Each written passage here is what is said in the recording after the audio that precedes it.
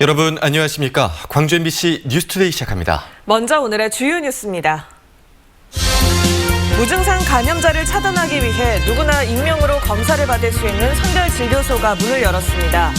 불안한 마음에 궂은 날씨에도 불구하고 검사를 희망하는 시민들이 줄을 이었습니다. 종교시설을 매개로 한 코로나19 감염이 계속되고 있는 가운데 전남대병원에서 치료받고 있던 80대 확진자가 숨졌습니다. 구례의 유경오리 농장에서 고병원성 조류 인플루엔자가 발생했습니다. 구례 지역에는 예방적 살처분과 함께 이동 제한 조치가 내려졌습니다. 전국 집값이 14년 만에 최고 상승률을 기록한 가운데 광주 지역의 집값은 상대적으로 안정세를 기록했습니다. 광주 시민이면 누구나 익명으로 코로나19 검사를 받을 수 있는 임시 선별 진료소가 설치됐습니다. 어제 추위 속에 비까지 내리는 궂은 날씨였지만 혹시나 하는 불안한 마음이 많은 시민들을 선별 진료소로 이끌었습니다. 이재원 기자가 다녀왔습니다. 광주시청 앞 광장에 길게 줄이 늘어섰습니다. 비가 오는 궂은 날씨에도 불구하고 익명 검사가 가능한 임시 선별 진료소를 찾은 행렬입니다. 8회째 두 자릿수 확진자가 이어지는 거센 확산세는 시민들을 선별 진료소로 이끌었습니다. 방송 들어보니까 증상이 없어도 오늘 무료로 검사를 받는다고 해서 대부분 무증상이지만 검사를 받는 이유는 다양합니다. 주변에서 확진자가 발생했거나 무심코 넘어갔을 가벼운 감기 증상도 불안한 발길을 불러 모았습니다. 한번 받아보려고. 그냥 한번. 한번 해보려고. 학교에 있는데 가족이 확진받은 아이가 있어서 이런 불안감은 무증상 감염자가 속출하면서 더욱 확산되고 있습니다.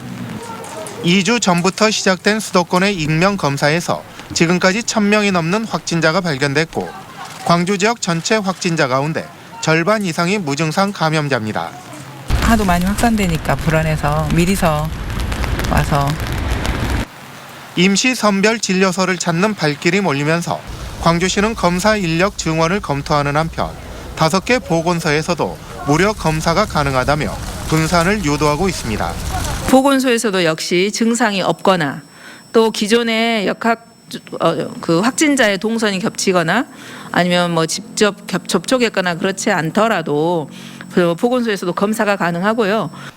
이런 가운데 새로운 감염 고리로 부상한 광주 청사교회에서는 확진자가 추가로 발생하면서 누적 감염자는 30명을 넘어섰습니다. 하지만 교회 측이 지난 20일과 23일에 실시된 예배 참석자 명단을 즉각 공개하지 않는 등 방역에 협조하지 않아 방역 당국이 고발을 검토하고 있습니다. MBC 뉴스 이재원입니다. 광주에서 코로나19 사망자가 추가로 발생했습니다. 광주시는 에버그린 요양원 입소자인 광주 900번 확진자 80대 A씨가 어제 전남대병원에서 위중증 증상으로 치료를 받던 중 숨졌다고 밝혔습니다. 이로써 광주에서는 6번째 사망자가 발생했고 에버그린 요양원에서는 2명의 코로나19 사망자가 나왔습니다. 한편 어제 광주에서는 G3 센터와 관련해 2명이 추가로 확진되는 등 확진자가 5명이 늘었고 전남에서는 6명의 확진자가 추가됐습니다. 구례 유경오리 농장에서 고병원성 조류 인플루엔자가 발생했습니다. 조류 인플루엔자 중앙사고수습본부는 지난 24일 실시된 정기검사에서 H5형 항원이 검출된 구례 유경오리 농장에 대해 정밀검사를 실시한 결과 고병원성인 H5N8형으로 확인됐다고 밝혔습니다. 중수본은 발생 지역인 구례의 모든 가금 농장은 일주일 동안 이동을 제한하는 한편 반경 3km 내에서는 예방적 살처분을, 반경 10km 내에서는 30일 동안 이동 제한 조치를 내렸습니다.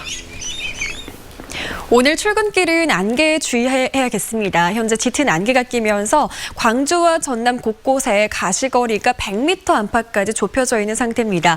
또 어제 비가 내리면서 오늘 오전 도로에 살얼음이 얼어있는 곳이 많으니까요. 천천히 안전운전 하셔야겠습니다. 안개가 걷히고 나면 오늘 대체로 맑은 날씨가 이어지겠고요. 미세먼지 농도도 좋음 수준으로 공기도 깨끗하겠습니다. 한편 내일부터 이번 주 금요일까지는 내내 눈 소식이 들어있습니다. 있습니다. 내일은 광주와 전남 내륙을 중심으로 1cm 안팎의 눈이 내릴 것으로 예상되고요. 모레인 수요일은 서해안을 중심으로 매우 많은 눈이 내릴 것으로 예상됩니다. 미리 시설물 점검하셔야겠습니다. 날씨 정보였습니다. 그동안 공공임대 아파트는 분양 전환 과정에서 관련 법의 빈틈 때문에 건설사와 임차인 간 분쟁도 끊이지 않았는데요. 최근 이 같은 문제점을 보완할 수 있는 법적 근거가 지난 정기국회에서 마련돼 주목을 받고 있습니다. 김주희 기자의 보도입니다.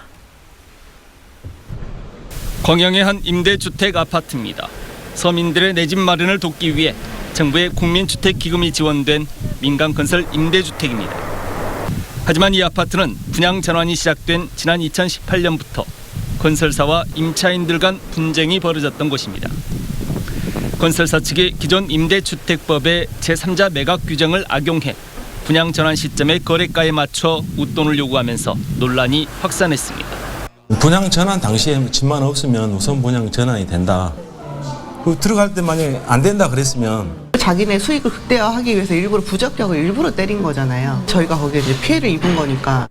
전국적으로 건설사들의 부당한 횡포에 고통받는 임차인들이 속출하고 있는 상황.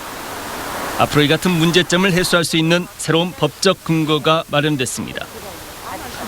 더불어민주당 서동용 의원이 발의해 공공임대주택 우선 분양 전환 자격 요건과 함께 사업자 간 공공임대주택의 매매 요건을 강화하는 내용을 골자로 한 개정 법률안이 국회 본회의를 통과한 겁니다. 임차인에게 매각을 하건 제3자에게 매각을 하건 간에 가격은 반드시 분양 승인가에 매각하도록 강제했습니다. 특히 개정 법률안에는 분양 전환 가격을 초과한 가격으로 매각해 얻은 이익금의 2배를 과태료로 부과한 조항도 포함됐습니다. 이익을 못 얻도록 만드는 게 가장 중요한 문제 아니겠느냐. 그러면 처벌 규정을 없애고 위반 행위를 해서 얻은 이익의 2배를 과태료로 징수하도록 하자. 사업자와 임차인들 간 끊임없이 반복되어 왔던 공공임대주택 우선 분양과 관련한 분쟁. 이번 국회에서 새로운 법안이 마련되면서 지역 서민들의 주거 안정에도 큰 몫을 할 수 있을 것으로 전망됩니다. MBC 뉴스 김주입니다. 올해 전국 주택 가격이 14년 만에 최대 상승폭을 기록했지만 광주 지역 집값은 상대적으로 안정된 것으로 나타났습니다.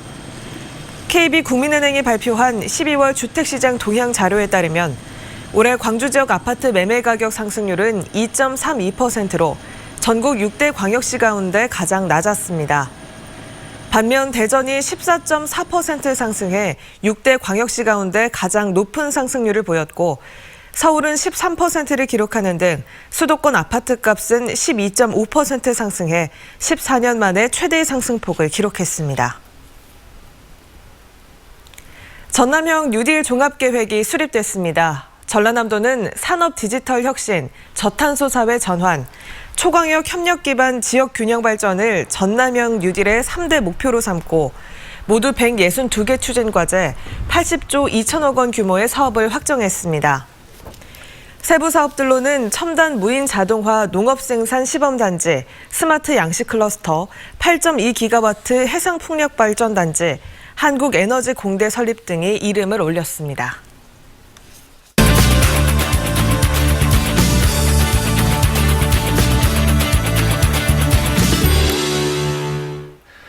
올해도 역시 우리 정치는 역동적이고 또 혼란스러웠습니다. 코로나19로 고통받고 있는 국민들의 민생 문제를 해결하기 위해 어떤 역할을 했는지도 의문인데요. 오늘은 2020년의 정치를 결산해보는 시간 마련했습니다. 정준호 변호사 스튜디오에 나와 있습니다. 안녕하십니까? 안녕하십니까? 네, 안녕하십니까? 교수신문이 올해 사자성어로 아시타비, 이른바 내로남불을 꼽았습니다. 우리 변호사님께서는 올해 정치를 어떻게 요약하시겠습니까? 네, 아시타비, 내로남불 다 부정적인 어감의 단어들인데요. 네. 이것이 가능했던 근본적인 이유가 무엇일까요? 저는 참여 권력의 탄생이라고 이야기를 하고 싶습니다. 현재 집권 여당인 민주당의 주인은 민주당 지도부가 아닌 친문 당원들입니다. 경선에서 강선우가 금태섭을 예상외로 이겼던 원동력이기도 합니다. 논란이 크게 됐었던 위성정당 참여 여부도 당원 투표로 결정이 되었습니다. 민주당 대권구도 역시 친문 당원의 표심이 어디로 흘러가는지가 가장 큰 변수가 됐는데요. 야당이 지지율이 높아도 선거 승리를 자신할 수 없는 부분이 바로 이 차이점 때문입니다. 인물 부재가 문제가 아니고요. 본인들의 참여 권력을 만들어내지 못해서인데요. 국민의힘도 반대 여론이 여론에만 머물리지 않고 당내 의사결정 구조에 참여할 수 있는 구조를 만들어내야 합니다. 올해는 검찰개혁 이슈가 가장 뜨겁지 않았나 싶은데요. 현재도 진행 중이죠. 네. 올 한 해는 그 윤석열의 대권 주자 등극의 한 해였습니다. 1월 달에는 대권 여론조사 주자에서도 빠져 있었는데 12월 현재 부동의 1위가 됐습니다. 민주적 권력 통제라는 검찰개혁의 본질이 윤석열에 대한 구도로 흘러가면서 좀 다소 흐려진 부분이 있는데요. 이제 추미애 장관의 사의 표명으로 윤석열의 상대가 이제 바뀔 겁니다. 문재인 대 윤석열의 구도 부담스러울 수 있는데요. 대통령의 최근 사과도 이런 측면에서 이해가 될 수 있습니다. 네. 그리고 윤석열 검찰총장이 업무에 복귀를 하면서 이른바 추윤 갈등에서 윤석열 검찰총장이 이겼다라는 평가가 있거든요. 앞으로 전국은 어떻게 전망하십니까? 네, 이렇게 말씀을 드리고 싶은데요. 개인전에서는 윤석열의 완승이었습니다. 이제는 단체전입니다. 단체전 선수는 검찰 조직과 집권 여당입니다. 심판은 당연히 국민이겠죠.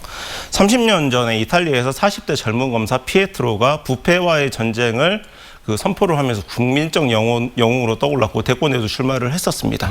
지금 당시에 무려 국회의원 수의 3분의 1 이상이 조사를 받았었는데요. 이런 상황이 우리나라에서도 벌어질 수가 있습니다. 윤석열이 거악척결이라는 단어를 내세우면서 원전 비리든 대형 수사를 마음껏 하게 해달라고 국민에게 호소를 할 수도 있습니다. 집권 여당은 역사적으로 집권 세력에 부여했던 검찰의 흑역사를 근거로 법복 귀족을 이제 타개하겠다라는 얘기를 할 수가 있습니다. 개인적인 예상으로는 검찰 조직 내부에서 윤석열 총장이 개인적인 정치적 야망으로 집권 임기를 고수한다라는 여론이 나오면 용태론이 불거질 거고요. 국민들이 지금 코로나로 가뜩이나 힘든데 고위공직자 수사를 누가 하는 게 과연 이 시점에서 뭐가 중요하냐 이런 여론이 만들어지면은 단체전에서도 윤석열이 이길 가능성이 있습니다. 네, 이렇게 어지러운 상황 속에서도 검찰개혁 여전히 필요한데요. 동력이 떨어지진 않을까요? 어떻게 보십니까? 예, 이번 연휴 사이에 제가 뉴스를 보면서 가장 이제 뚜렷하게 확인할 수 있었던 거는 임명된 권력이 선출된 권력을 이기려고 덤비느냐 이런 반대 여론들이 많이 일어나고 있었는데요. 이것으로 검찰개혁에 대한 절반의 동력은 이미 확보가 된 셈입니다. 그러나 전반적인 국민의 공감대를 만들어낸다고 한다면 좀 더 다른 무엇인가가 필요한데요. 저는 이제 이런 얘기를 한번 해드리고 싶어요. 20년 전에 사법개혁이 이루어지면서 나왔던 단어가 사법 서비스였습니다. 보다 좋은 법률 서비스 제공을 위해서 변호사 숫자도 확 늘리고 다양한 사회 경험을 갖춘 변호사를 확보하기 위해서 로스쿨을 도입하자 이런 거였는데요.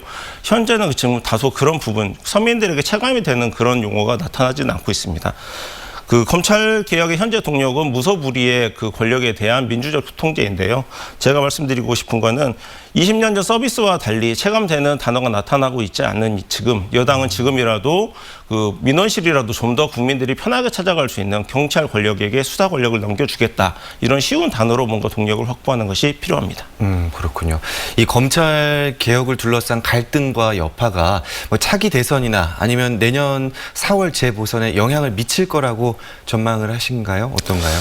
예, 열린우리당 시절에 150석이나 되는 많은 의석수를 확보를 하고도 선거에서 계속 지게 된 게 이른바 4대 개혁 입법 완수라는 과제를 실현을 하지 못했기 때문이라는 분석이 많은데요.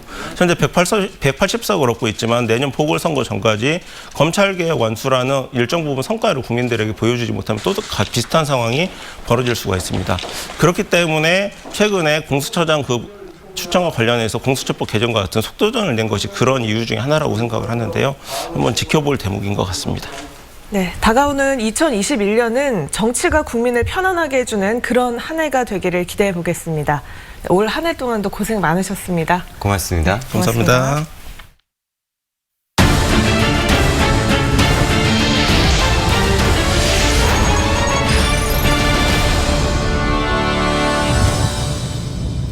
섬으로 이뤄진 신안군은 채 100명도 되지 않은 경찰관이 모든 치안 업무를 담당하고 있습니다. 섬 한 곳에 경찰관 1명이 근무하는 나홀로 파출소도 18곳에 이르고 있는데요. 천호성 기자가 취재했습니다. 15개 마을, 2,200여 명이 거주하는 신안군 자은도입니다. 치안을 담당하는 파출소는 한 곳. 2명의 근무 경찰관이 하루 2차례 마을 순찰을 돌 때면 파출소는 3시간 이상 비어있는 상태입니다. 옛날 경찰들은 이제 사건 사고만 처리했는데 지금은 우리들 생활에 전반에 어려운 부분에 모든 것을 다 돕고 계시는데 그러다 보니까 또 다른 섬들도 사정은 마찬가지. 신안군 70여 개 섬마을에 배치된 경찰관은 90여 명으로 이 가운데 18곳은 경찰관 1명이 나홀로 근무를 하고 있습니다. 총 4명이서 2계대로 3일씩 근무하고 있습니다. 천사대교 개통을 계기로 관광객 증가와 맞물려 치안 수요가 증가하고 있는 실정. 신안군의 한 해 관광객만 180만 명. 단순 계산해도 경찰관 1명당 2만 명에 해당되고 해마다 크고 작은 사건이 발생해도 신안 지역만의 별도의 발생 통계조차 없을 만큼 관리의 사각지대로 놓여 있습니다. 특히 연륙 연도교가 놓이면서 치안 업무는 더욱 늘고 있습니다. 거기서 이제 많이 사고 났죠. 소재지 앞에 그 사거리. 거기서 뭐 여러 차례도 사람 다쳤어요. 경찰 인력 부족은 섬 주민들의 오랜 불안감으로 이어지고 있습니다. MBC 뉴스 천호성입니다. 온누리 상품권을 불법으로 현금화해온 일당이 검찰에 송치됐습니다. 광주 동부경찰서 등에 따르면 경찰은 최근 온누리 상품권을 불법 매집해 거액의 환전 차익을 가로챈 혐의로 모 전통시장 상인회 전현직 간부 2명을 기소 의견으로 검찰에 송치했습니다. 이들은 지난 2018년 1월부터 올해 4월까지 광주 일대에서 대리구매자를 통해 불법으로 모은 230억 원 규모의 상품권을 환전하는 이른바 깡수법으로 부당 수익을 챙긴 혐의를 받고 있습니다. 바다에 기름을 몰래 버리고 도주한 기관사가 해경에 붙잡혔습니다. 여수해양경찰서는 지난 21일 광양항에 선박 폐기름 880리터를 몰래 버리고 도주한 혐의로 200톤급 선박 기관사 67살 A씨를 붙잡아 조사하고 있습니다. 해경은 해양 생태계를 파괴하는 기름 유출 행위는 CCTV 확인과 또 사람의 DNA와 같은 기름 지문 감식 등으로 끝까지 추적하고 있다고 강조했습니다. 지역 대학들의 수시 모집 최초 합격자 발표가 잇따르고 있습니다. 전남대학교는 학생부 교과와 학생부 종합, 실기 실적 위주 전형 등 모두 3,261명의 수시 최초 합격자를 발표했습니다. 조선대학교도 3,609명의 수시 최초 합격자와 8,000여 명의 예비 순위자를 발표했습니다. 전남대와 조선대 수시 합격자는 오는 30일 오후 4시까지 등록을 마쳐야 하며 수시 모집 충원은 내년 1월 4일까지 계속됩니다. 주민들 사이의 갈등 요인 가운데 1위는 층간소음 문제로 나타났습니다. 광주 마을분쟁 해결지원센터에 따르면 지난 2015년부터 지금까지 접수된 1,900여 건의 주민 갈등 민원 가운데 층간소음 문제가 584건으로 가장 많았습니다. 다음으로는 생활누수 199건, 애완견 소음 156건, 층간흡연 122건으로 나타났습니다. 마을분쟁 해결지원센터는 접수된 민원 가운데 83%에 해당하는 1,600여 건을 중재했습니다. 코로나19로 어려움을 겪고 있는 소상공인들의 부담을 줄이기 위해 광주시가 공유재산 임대료를 인하합니다. 내년 6월까지 시행되는 이번 조치를 통해 광주시는 공유재산 임대료의 80%를 감경하거나 공유재산을 사용하지 못한 기간만큼 임대 기간을 연장해줄 계획입니다. 중소기업과 개인 사업자 등을 대상으로 실시하는 공유재산 임대료 인하 조치는 지난 2월과 8월에 이어 이번이 세 번째입니다.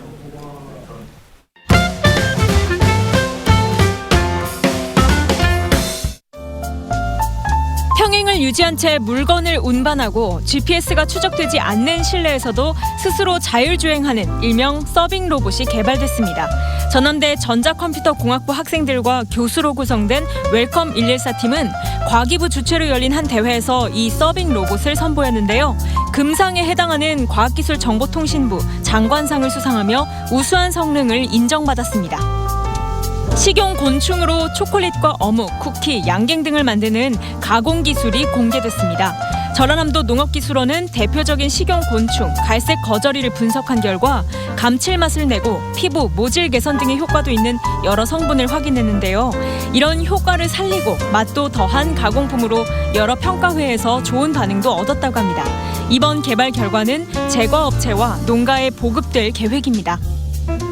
80년 5월 당시 광주 시내 지도를 보고 퍼즐 맞추기를 하며 5.18 민주화운동을 배웁니다. 아시아문화원이 개발한 교육 콘텐츠 5월 스토리 퍼즐의 줄거리인데요. 코로나 상황을 고려해 누구나 어디서든 즐길 수 있도록 ACC 누리집에 콘텐츠를 올렸습니다. 또 오늘까지는 5월 스토리 퍼즐에 참여한 학생들 중 추첨을 통해 기념품을 증정합니다. 대한민국 뮤지컬계 성과를 돌아보는 한국 뮤지컬 어워즈 후보에 뮤지컬 광주가 이름을 올렸습니다. 광주가 최종 후보로 올라간 부문은 총 7개로 대상과 앙상블상, 프로듀서상, 연출상과 극본상, 음악상, 안무상인데요. 1월 11일에 결과가 공개됩니다. 뮤지컬 광주는 80년 당시 편의대원으로 광주에 투입된 사람들과 민주화를 열망한 시민들의 이야기로 총 14,000여 명의 관람객이 함께했습니다.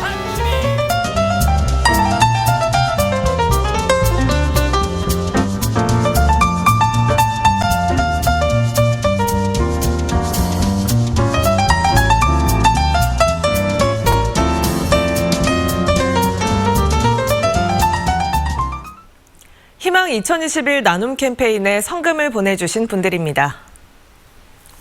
본촌동 현진 에버빌 아파트 주민들이 100만 원, 장성군 북이면 달성 1위 주민들이 8만 원, 장성읍 3월동 주민들이 22만 원, 백계 1, 2 주민들이 5만 원, 단광 1위 주민들이 10만 원, 화순군 도곡면 쌍옥 1, 2 주민들이 30만 원, 화순읍 다지 1, 2 주민들이 20만 원, 대리 8, 2 주민들이 50만 원, 광덕 3, 2 주민들이 15만 원, 유천 1, 2 주민들이 15만 원, 나주시 노안면 안산 3, 2 월정마을 주민들이 16만 원, 학산 오리 신동산마을 주민들이 31만 1,000원, 한평군 신광면 삼덕 1, 2 주민들이 22만 원, 돈벗 영농조합 법인 기남춘 대표가 30만 원, 신광면 이장단에서 50만 원, 주민자치회에서 10만 원, 자유총연맹에서 10만 원, 여성의용소방대에서 5만 원,